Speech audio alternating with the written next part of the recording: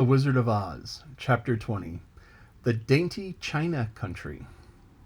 While the woodman was making a ladder from wood which he found in the forest, Dorothy lay down and slept, for she was tired by the long walk.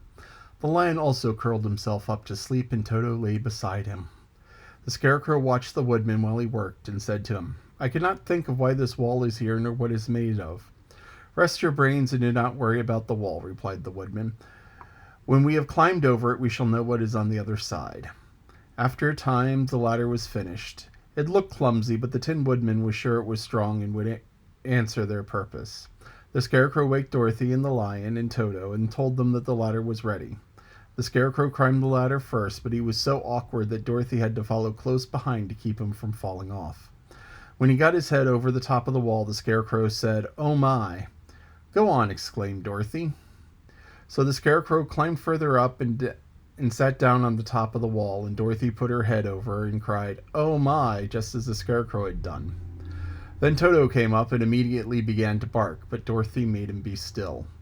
The Lion climbed up the ladder next, and the Tin Woodman came last, but both of them cried, "Oh my!" as soon as they looked over the wall. When they were all sitting in a row on the top of the wall, they looked down and saw a strange sight.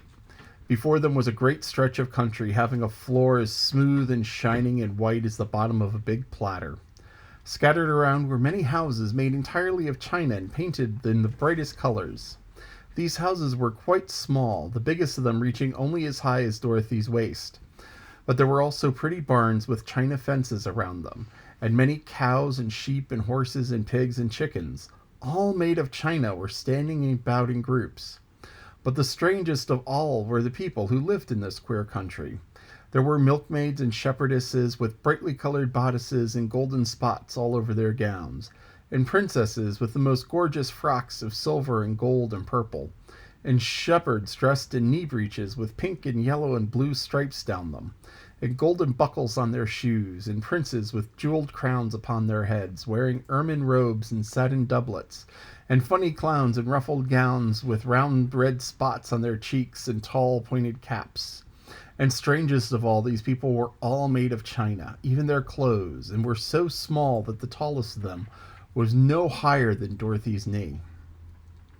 No one did so much as look at the travelers at first, except one little purple china dog with an extra large head, which came to the wall and barked at them in a tiny voice, afterwards running away. "How shall we get down?" asked Dorothy. They found the ladder so heavy they could not pull it off. So the Scarecrow fell off the wall, and the others jumped down upon him so that the hard floor would not hurt their feet. Of course they took some pains not to light on his head and get the pins in their feet. When they were all safely down, they picked up the Scarecrow, whose body was quite flattened out, and patted his straw into shape again.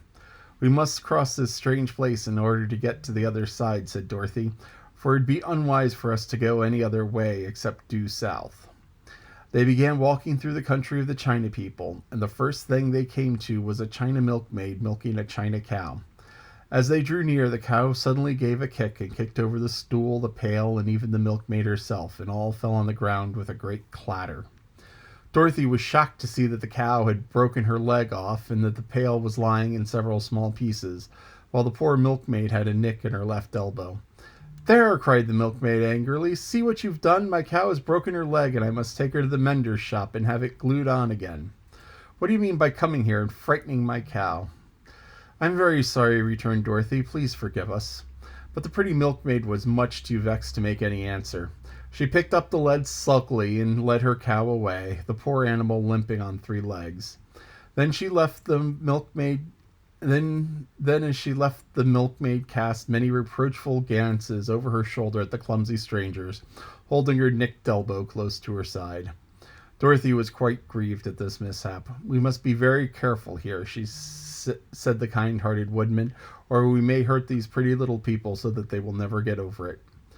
A little further on, Dorothy met the most beautiful dressed young princess, who stopped short as she saw strangers and started to run away. Dorothy wanted to see more of the princess, so she ran after her, but the China girl cried out, "Don't chase me! Don't chase me!" She had such a frightened little voice that Dorothy stopped and said, "Why not?" "Because," answered the princess, also stopping a safe distance away, "if I run, I may fall down and break myself. But could you not be mended?" Oh, yes, but one is never so pretty after being mended, you know, replied the princess. I suppose not, says Dorothy. Now there's Mr. Joker, one of our clowns, continued the China lady, who's always trying to stand upon his head. He has broken himself so often that he is mended in 100 places, and doesn't look at all pretty. Here he comes now, so you can see for yourself. Indeed, a jolly little clown came walking toward them, and Dorothy could see that in spite of his pretty clothes of red and yellow and green, he was completely covered with cracks, running every which way, showing plainly that he had been mended in many places. The clown put his hands in his pockets, and afterwards, puffing out his cheek and nodding his head at them saucily, he said, "My fair lady, why do you stare at poor old Mr. Joker? You're quite as stiff and prim as if you'd eaten up a poker." "Be quiet, sir," said the princess. "Can't you see these are strangers and should be treated with respect?" "Well, that's respect, I expect," declared the clown, and immediately stood upon his head.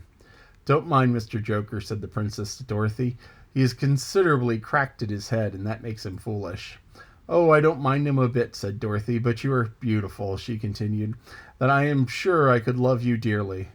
Won't you let me carry you back to Kansas and stand you on Aunt Em's mantle? I could carry you in my basket." "That would make me very unhappy," answered the China princess. "You see, here in our country we live contentedly, and can talk and move about as we please. But whenever one of us is taken away, our joints at once stiffen, and we can only stand straight and look pretty. Of course, that is to be expected of us when we are on mantels and cabinets and drawing-room tables, but our lives are much pleasanter here in our own country." "I would not make you unhappy for all the world," exclaimed Dorothy, "so I'll just say goodbye." "Goodbye," replied the princess.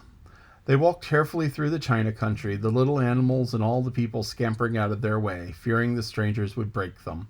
And after an hour or so, the travelers reached the other side of the country and came to another China wall. It was not so high as the first, however, and by standing upon the lion's back, they all managed to scramble over the top. Then the lion gathered his legs under him and jumped on the wall. But just as he jumped, he upset a China church with his tail and smashed it all to pieces. "That was too bad," said Dorothy, "but I really think we were lucky in not doing these little people more harm than breaking a cow's leg in a church. They are all so brittle." "They are indeed," said the Scarecrow, "and I am thankful I have made of straw and cannot be easily damaged. There are worse things in the world than being a scarecrow." That's the end of chapter 20. Now, China is another word for porcelain, which is a material, ceramic material made out of a very fine clay. It often has bits of ground up bone inside of it, and it's white and very fragile and very beautiful. There's a whole art that was very popular back in the 1800s, 1900s of making little China dolls, and these are collector's items, and I mean people just go insane over them. And so this is a world where these little China dolls that people made and had standing on tables and mantles and whatever as decorative art were coming to life. And so, you know, it's just this kind of cool thing. And once again, totally not in the movie. And, you know, it would have been really cool to see all these little people going around. But, you know, in a way, this is a chapter where nothing happens. But that's okay. You need chapters where nothing happens. It's a fun little diversion. It shows you this little corner of Oz where you have these people who are made out of, as I said, ceramic. And they're alive here. Now, the interesting thing is outside of this little walled town, they aren't. So the question would be is what would happen if the Scarecrow or the Tin Woodman would leave? Because, you know, things like that can exist in our world, but they are happy in Oz. What about the lion? Would he be able to talk? Who knows? Anyway, that was a cute little China country. And, oh, one more thing. The Joker with all the broken whatever, and the princess who's like, I've never been broken. As I said with the Tin Woodman and the scars from being battered, you know, it's like people have scars, and, you know, you'll have scars eventually. I have some rather gnarly ones, but, you know, scars are scars. And they don't make you any less of a person. Have a great day.